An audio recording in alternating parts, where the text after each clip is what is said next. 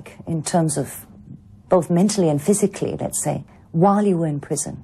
I was treated as a common criminal, but more so because the conditions and the additional rules are only applied to me, which means that I am considered as a political prisoner. Other than the initial assault on the day I was arrested, just severe beating by Rahim Noor, and I was left unconscious. When I regained consciousness, I thought, they will just let me die because the beating was targeted mainly on the face and the head.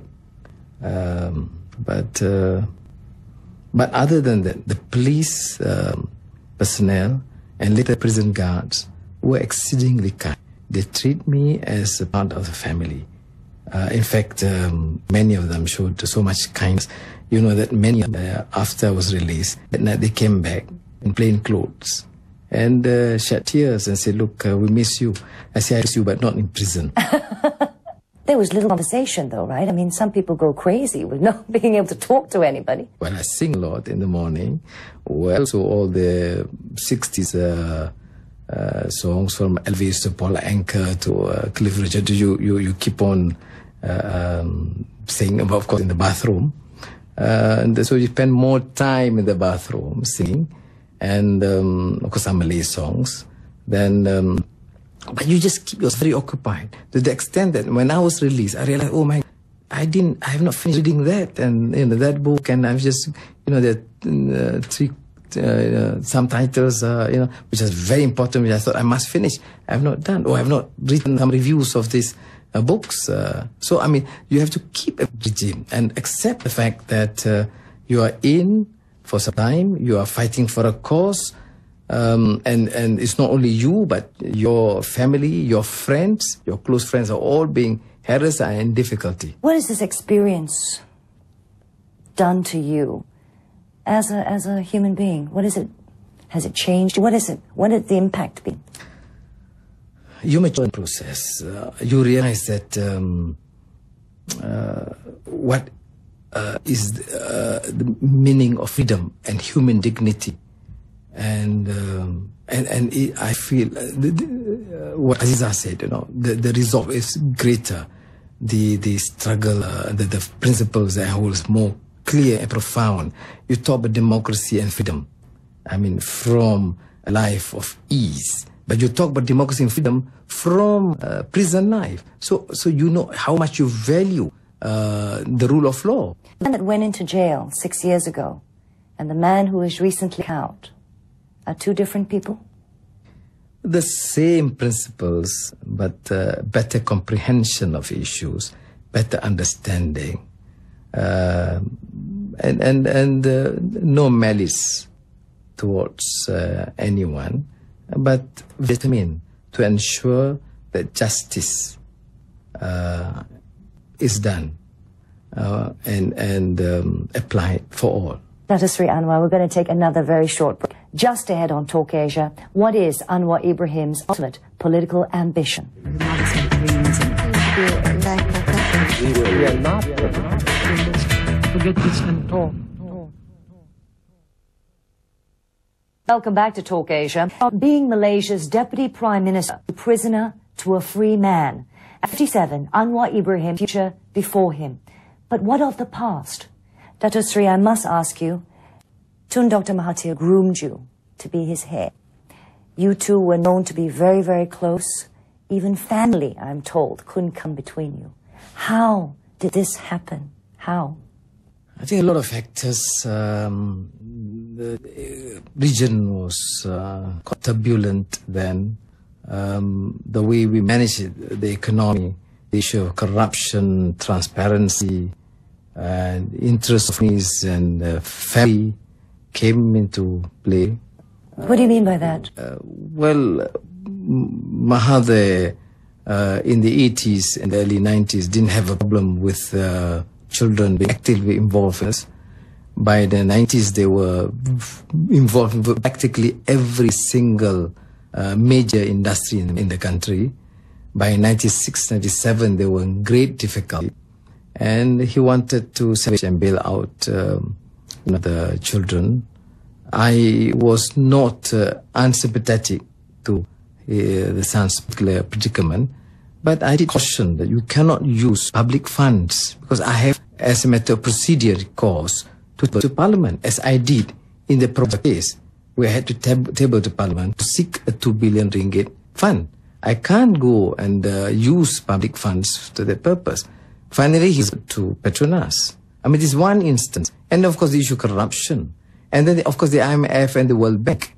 We were not Indonesia or Thailand or South Korea to be subjected to conditionalities and prescriptions of the IMF, because we did not seek IMF funds.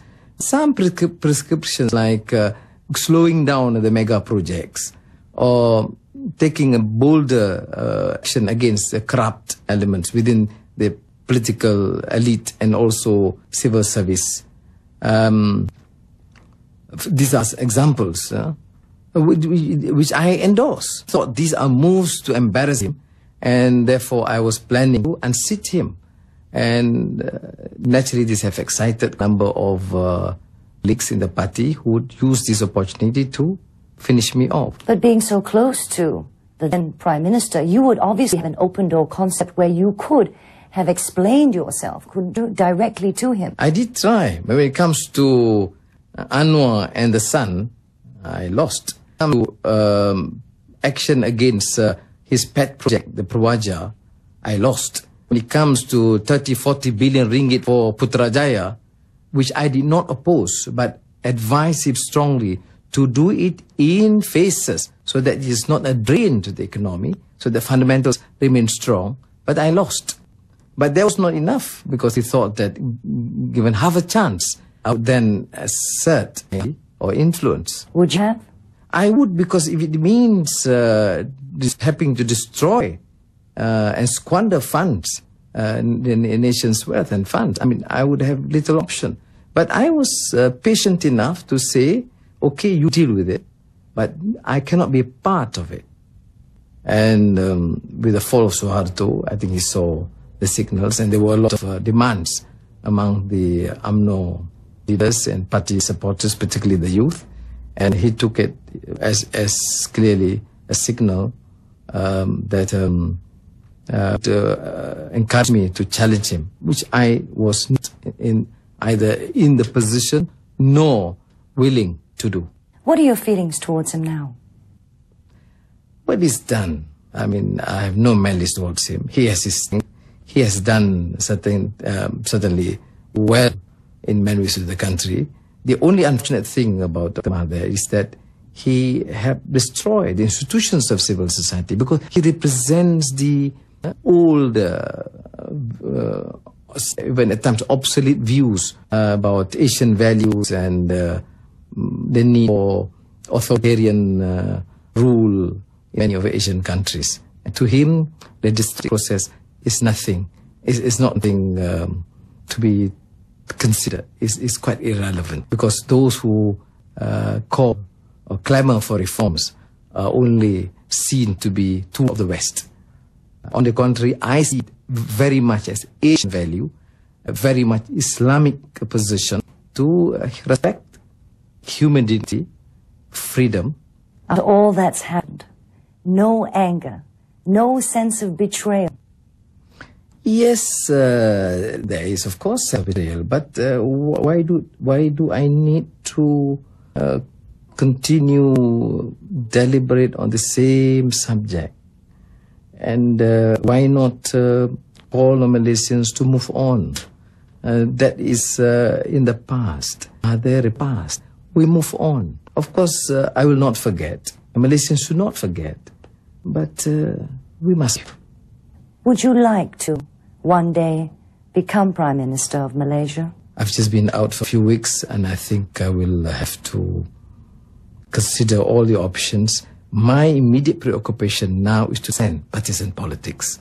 My major priority now is to help this process this building bridges and engaging with all cultures and religions.